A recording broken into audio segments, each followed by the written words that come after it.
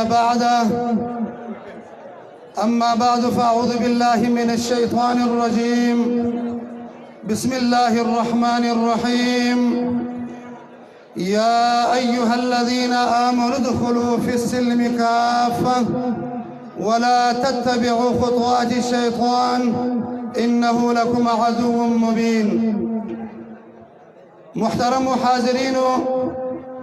د جماعت اشاعت التوحید والسنة کارکنانو،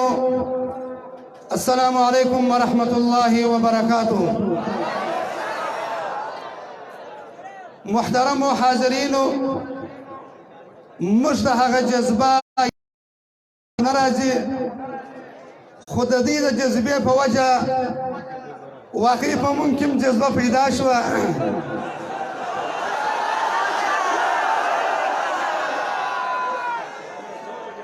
محترم حاضرینو، زمونږ په تاسو باندې د الله رب العزت لوی احسان دی چې د جماعت د اشاعت التوحید والسنه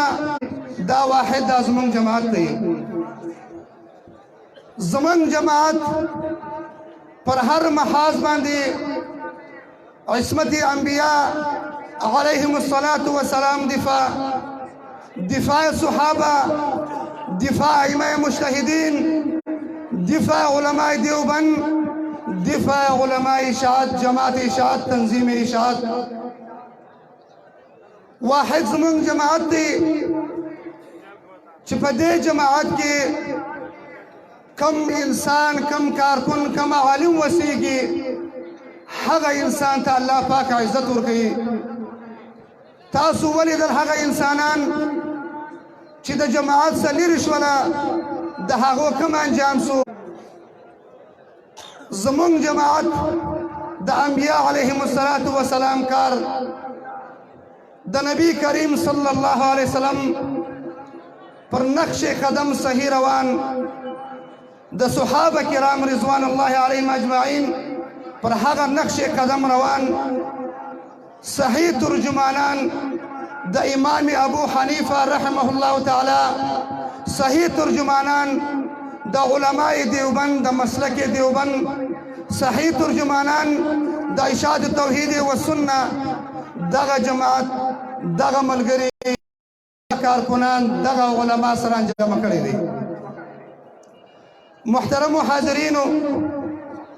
زمونږ ستاسو چې د ایمان حفاظت کیږي هغه صرف او صرف په دې باندې چې مونږ خپل میشن را مضبوط کړو. د الله تعالی کتاب، د نبی کریم صلی الله علیه وسلم طریقې هغه خپل ځان کې راولو، بل چاته هغه درس وکړو. محترم حاضرینو، نقش قدم د الله په احکاماتو د نبی کریم صلی الله علیه وسلم په طریقو روان سو. یو آخره خبره کوم محترمو، کله چې بعضی کسان پر فیسبوک باندې یا په بیانو کې د مخالف د باطل فرقو هغه رد په کنزولو باندې کوي یا په غلط الفاظو باندې کوي، دا زمونږ استادانو مونږ ته دا نه دي راښودلي. مونږ ته استادانو دا راښودلي دي د غیر سړي هغه خلاف یا د هغه چې کوم تا ته څه ویلي دي د هغه په دلایلو سره د هغه جواب کوه، په کنزولو سره جواب نه. بعضې ملګري د ډېر یعنی ای مومنانو په اسلام کې تاسو پوره ځان داخل کړئ. مسلمان مومن خو په اسلام کې داخل دی. د دخول څخه مراد همیشه پاتې کېدل په اسلام کې، همیشه پاتې کېدل په دین کې. دغه شان چې کم مسلمان مومن، کم جماعتي کارکن په خپل جماعت کې مضبوط پاتې شي، الله هغه بیا کامیاب کوي. هغه شیطان نشي دوکه کولای. د شیطان دوکه حل راځي چې د انسان په ذهن کې دا راشي چې زه خو ښه مقرر یم، ښه عالم یم او ښه شکل مې دی، ښه مدرسه مې ده، دا زما کمال دی. د کم چا په ذهنو کې چې دغه چیزونه ول هغه لاړه تباه شو. ټولو کارکنان ته موږ دا عرض کوو، درې شان خپل کوي، انشاءالله کامیاب یاست. کم کار چې کوي د جماعت کار کوي، په اخلاص یې کوئ، د الله د رضا دپاره کوئ. او کول همت بیا ضروري دی، خامخا به کوئ. په دې باندې تکلیفونه راځي، استقامت به کوئ. ځکه سورة عصر کې الله تعالی فرمایي والعصر ان الانسان لفی خسر الا الذين آمنوا وعملوا الصالحات وتواصوا بالحق وتواصوا بالصبر. د خسران څخه د نجات څلور کارونه دي. اول ایمان راوړل، انسان ځان موحد جوړول، په توحید باندې ځان پوکول، توحیدی د ځان جوړول. د هغه سره دویم صحیح اعمال پر نبی کریم صلی الله علیه وسلم پر نقش قدم تلل. دغه د خسران د نجات څخه هغه دوه طریقې دي. دوه طریقې ورسنی وتواصوا بالحق وتواصوا بالصبر. یو بل ته تلقین کول د صبر. هر قسم تکلیف راځي، پریشانی راځي، غمونه راځي، په جماعت کې به تا ته خلک څه وایي څه به وایي، خو ته به صبر کوې. او څلورم د خسران څخه د نجات هغه وتواصوا بالحق وتواصوا بالحق وتواصوا بالصبر. حق بیانول. کله چې مسلمان مؤمن حق بیانوي، صحیح حق، کم حق چې جماعت اشاعت توحید و سنت علماء بیان کړی دی، په دې صحیح حق بیانېدو به تا ته پریشانی راځي، تا ته تکلیفونه راځي. نو وتواصوا بالصبر، یو بل ته د صبر تلقین کوي. الله تعالی دې هم تاسو د عمل کولو توفیق راکړي. واخر دعوانا الحمد لله رب العالمین.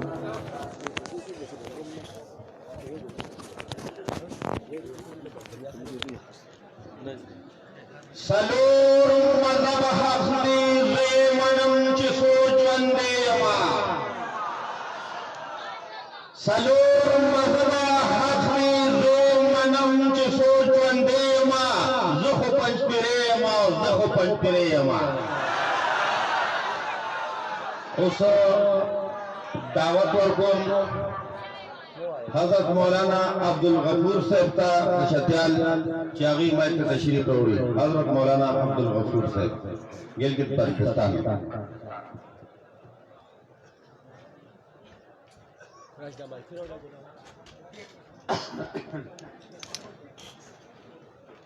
الحمدللہ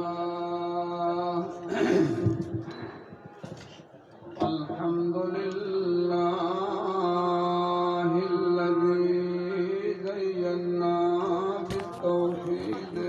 والسنة ونجنا من الشرك والبدع والصلاة والسلام على سيد الأنبياء والرسل وعلى آله وأصحابه الذين جاهدوا بأموالهم وأنفسهم في سبيل الله. أما بعد فقد قال الله تبارك وتعالى في كلامه المجيد واعتصموا بحبل الله جميعا ولا تفرقوا.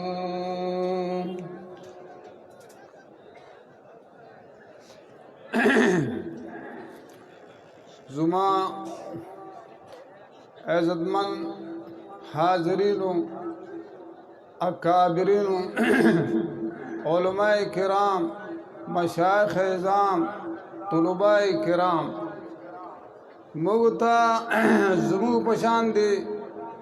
داسی خلق دی پارا دلتا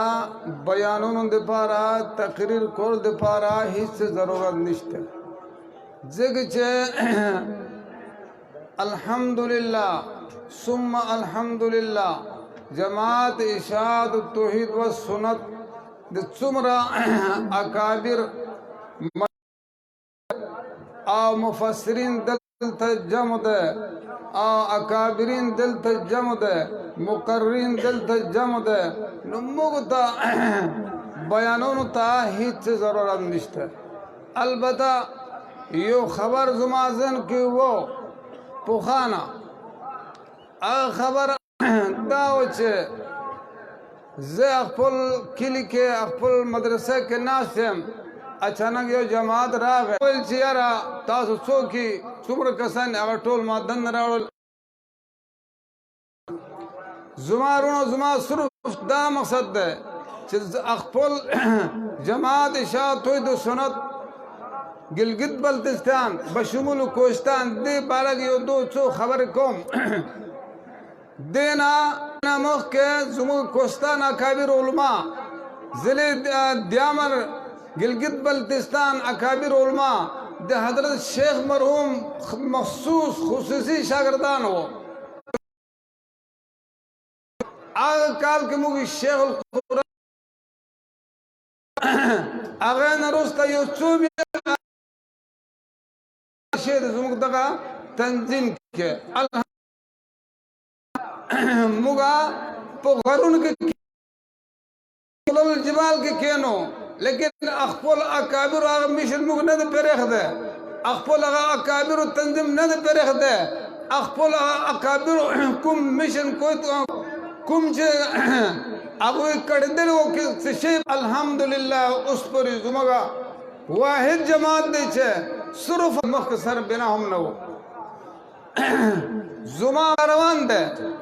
او خصوصا موږ تاسو ته ډېر زیات خو انتهایي ضروري وخت دی هغه وجه نه شفقت وجه نه محبت وجه نه زموږ ګلګت بلتستان ته راتلو تاسو څوک چې راغلي هغوی له پته دی ډېر مشکل خبر ده ډېر مشکل صاحب همیشه ماته وایي چې یاره بای استاد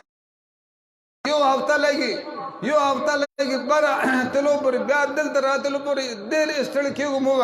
لیکن هغې شفقت د باندې محبت د هغې په موږ باندې هغه دومره تکلیف برداشت کې زموږ خوا هر کال راځي موږ په دې باندې انتهایي مشکور یو او انتهایي دعاګانې کوو چې الله دې ثابت قدم وکړي رات تقریر نشم کولی اور شفقت اثرات انا اگرچہ بے دورانس اگرچہ بے ہر طریقے کی دورانس لیکن محبت کے شفقت کے بے تم امیر اعلانس انشاءاللہ تم شیخ اعلانس انشاءاللہ اسوی اللہ سے بے موقع دوں رب سے بے موقع دوں چھے پنجپیر سٹیڈ جا انو سٹیڈ جا اللہ پاک سے بے مشتون تم علاقہ 12 میں جا موقع دوں اگر نے رستا یو خبر زما زن کے پخانہ وہ زما تمنا ہو دا خبر سے پنجپیر سٹیڈ کو ما شیخ طیب صاحب تھوم ویلو نو اگر دا تنظیم آن خلق دے چلو کور شیخ صاحب کور خڑل شروع کرا لیکن آگے سر یو سڑے وہ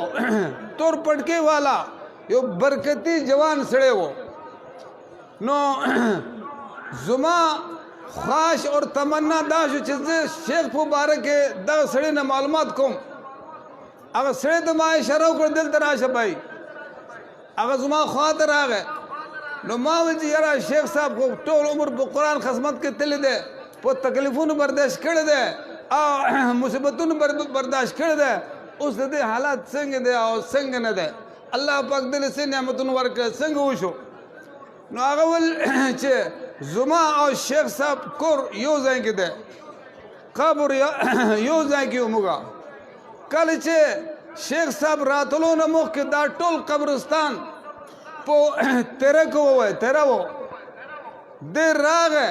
اغین رستا وہ میاشت ہے وہ میاشت خلق دی پر رنا بانی دا خلق وہ میاشت ہے دی رنا بانی دا سے وہ میاشت کرچ دی راگ ہے اغین رست وہ میاشت دی رنا بانی خلق ناست ہو گئے نظمار اڑا فصل واچو مغتاسو کرچ فصل پیدا شو نو آگے دے پارا مزید کڑو ضرورت تھی آگے دے پارا ابو ضرورت ہے آگے دے پارا نور خدمات ضرورت تھی اگر فصل اغشانی پیرو خورنو اگر بیزے ہم خوری نور سے دونوں خوری فصل خرابی گی فصل حفاظت وکړو نو بیا هغه فصل فائدې ته راسي زموږ ستاسو اکابر موږ تاسو ته یو فصل پرېښی دی اوس هغه فصل حفاظت کول په موږ تاسو باندې دی ګورئ موږ تاسو باندې دی نو خپل دا جماعت شاه توحید د دې حفاظت د دې کې مال خرج کول جان خرج کول موږ تاسو باندې انتهایی ضروری ده زه هر خبر منو لبر تیار یم اگر چې قلل جوال کې یم تاسو ټول تیاری کنا جزاکم الله خیر الحمدلله رب العالمین مولانا محمد صدیق آزاد صاحب جہاں بھی ہو اسٹیج پر تشریف لائیں مولانا محمد صدیق صاحب آزاد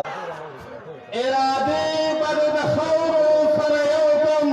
دا پنشپیر ہوا مخل پنشپیر یما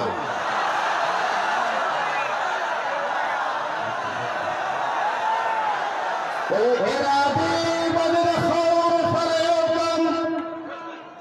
ارادے بدد خور سریوکم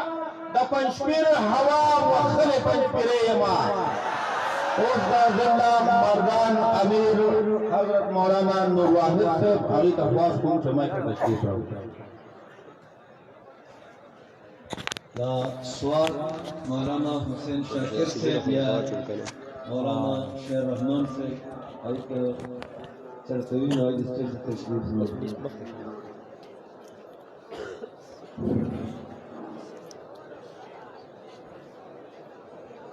بسم الله الرحمن الرحيم إن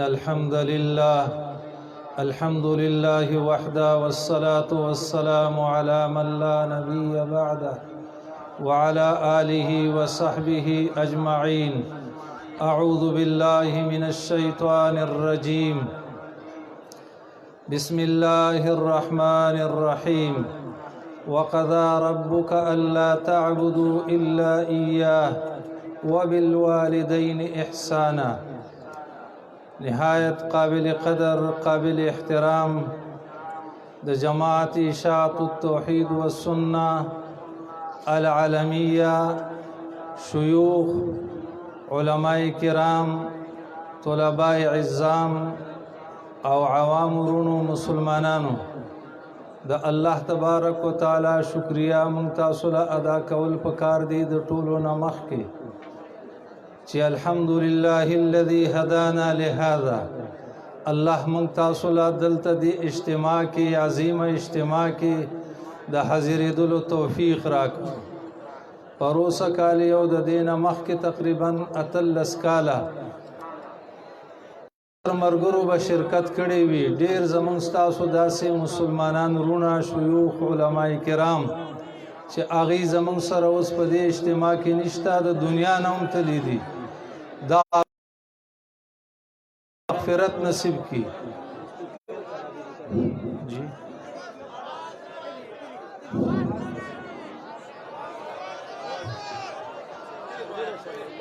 خجی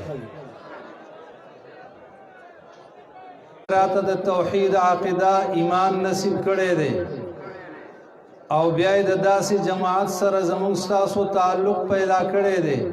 چې هغه جماعت اشاعت التوحید والسنه او دا د الله یو ډېر لوی نعمت دی الحمدلله الذي هدانا لهذا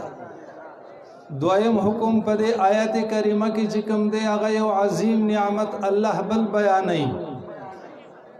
چې هغه مور او پلار دي او د مور او پلار تپوس د هغه شانه کول پکار دی چې د هغې د پلار پته نه لګي د مور پته خو لګي خو د پلار پته نه لګي او د هغې په کارډ کې به څه لیکل نو دا یو عظیم نعمت دی مور او پلار الله پاک ما او تاسو له یعنې مونږه حلالي بچیو چې د چا مور او پلار وي دا عظیم دا زمونږ ستاسو چې څنګه ایمان او توحید سره دا یو تعارف دی چې موږ د الله بندگان یو بحیثیت د امتی زموږ دا تعارف دی چې موږ د محمد صلی الله علیه وسلم امتیان د پیدایش د پاره اسباب الله تبارک وتعالى مور او پلار پیدا کړی دي نو دغه مور او پلار څخه حقونه دي زما او تاسو په ذمہ باندې سه د خپل ځانونو نه د مور او پلار د هر څه نه زیات دی د دې وجه نه صحابه کرامو ته چې نبی علیه الصلاۃ والسلام आवाज وکړ هغه به جواب کې فرمایل فداک ابي و امي زما مور او پلار د ستانه قربان شي زمون مور او پلار دم داغه نه قربان شي داغه دومره لوی حق کې اغا د مور او پلار حق دی او د مور او پلار حق اغا د بلوغ نوالا اغا د ماشوموالی نوالا تر مرګ پورې چې یا بچي مرشي او یا مور او پلار دواړه یا یو مرشي هغه پورې داغي حق نه ختميږي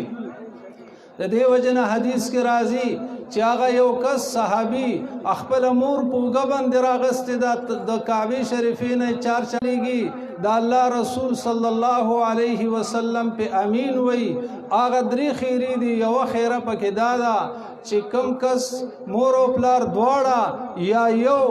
داسې حالت او هغه د دوی نه خوشاله آخرت او برباد شي نبی صلی الله علیه وسلم فرمایي چې آمین نو د مور او پلار دعا یا خیره کنوم کوي نو جبريل عليه السلام خیره کړي دي او نبی عليه السلام په امین ویلې دي او د او خیره داسې دي چې دا براه راس الله قبلې ټول داغه نه خبر دي چې هغه زوی ته خیره وکړل تیو مشولا زنانه په الزام مو لګاو داغه خلقو داغه بیزتیو مکړلا کور مور لروان کو خو الله داغه تربیت کو چونکه د الله عبادت کو نو الله پاک داغه عزت بیا بحال کو او هغه معصوم الله گویا کو چې زه د بچی نه ما د بل یو شپون کی هوا پاک ته خپل وسیله کو چې الله ما د مور او پلار سر ته ولاړو ما د ماوستن نه سحر پورې کدا کار ما ستاد رضا د پاره کړي تا قبول کړي نو دا سخت په منګه بنی اسرائیل کې شپږ حقونه الله داغي بیانې چې دوی سره احسان کوي دوی ته لفظ د اوف موای دوی ته د عزت خبره کوي او دارنګ دوی راټایم او دارنګ واحفظ لهما جناح الذل من الرحمه الله پاک دوی ته د عاجزۍ هغه وزر چې دینو داخکته کوي او ترسو پورې چې دوی ژوند دی وقر رب ارحمهما كما ربياني صغيرا الله ته په دوی باندې رحم وکي څنګه چې دوی زما سره مینه او محبت په ماشوموالي کې کړي دي او یو حدیث پاک کې راځي چې نبی عليه الصلاه والسلام نے یو صحابي ته پوښ کړي د مور او پلار خو په ژوند ما باندې ډېر ارزونه دي او سم معاملات دي داغي هغه معاملات هغه وعده ورته سر ترسي هغه قرض به ادا کوي دریم دا چې داغي کمی رشتې تړلې شوی دي داغه رشتو خیال بساتي سلورم دا چې داغي د رشتو نه علاوه داغي د کم تعلق کسانو د دوی خواله به سوکرات لل دوی به د چا خالت لل لکه عمر رضی ابن عبد الله ابن عمر پټکې کوس کو پسر ورلکه خو دو وې دا زما د پلام الله زمون تاسو دی علاقو ته نږدې دا مرکز آغا مشران آغا مرګري د جماعت چې د کراچۍ نه کوټې نه د پنجاب نه راغلي دي مونږ تاسو ته الله پاک دلته دا نږدې را کړې دي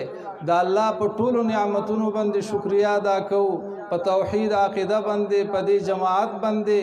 او په خپل مور